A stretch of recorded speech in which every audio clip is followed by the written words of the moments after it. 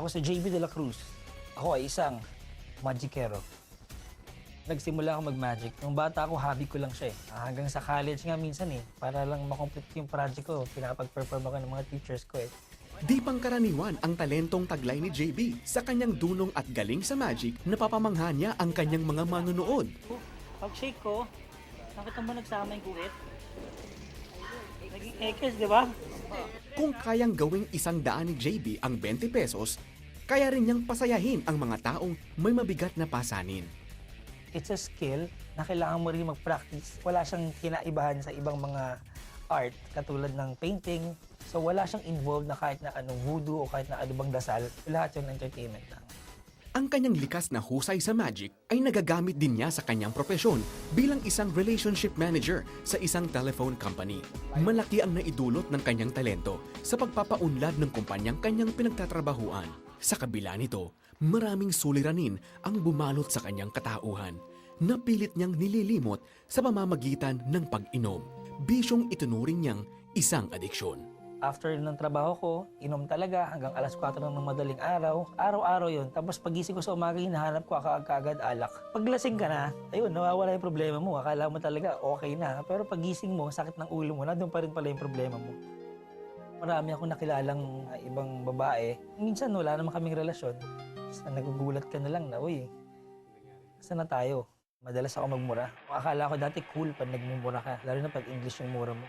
Siguro nag-e-epekto sa akin na umiinitin ang ulo ko sa pamilya ko. Meron, may dumating na ganyan. Napaiyak ko siya. Ang nanay ko.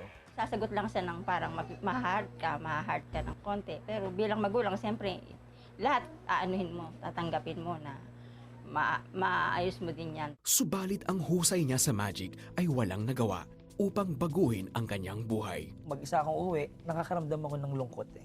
Parang may kulang eh. Meron akong trabaho, marami akong kaibigan, pero parang walang kabuluhan yung mga ginagawa namin. Na-realize ko na parang bakit ganun? Ayoko na, sabi ko. Hindi ko na uulitin ulit. Dumating yung time na nauulit ko ulit. Pero ang sinabi ko nga sa'yo, hindi ko kayang baguhin sarili ko eh. Sa puntong ito, isang executive sa kanilang kumpanya ang nag-imbita kay JB sa kanilang Bible study group. Nakikita ko yung lifestyle niya eh. Very calm. Tapos tinanong ko sarili ko, bakit meron tong taong to? Bakit parang nainggit ako? Nagdesisyon siyang dumalo sa isang Christian retreat. Dito ay kanyang nasumpungan ang himalang matagal na niyang inaasam. Punong-puno na ako ng kasalanan, ganyan, lunod na ako eh.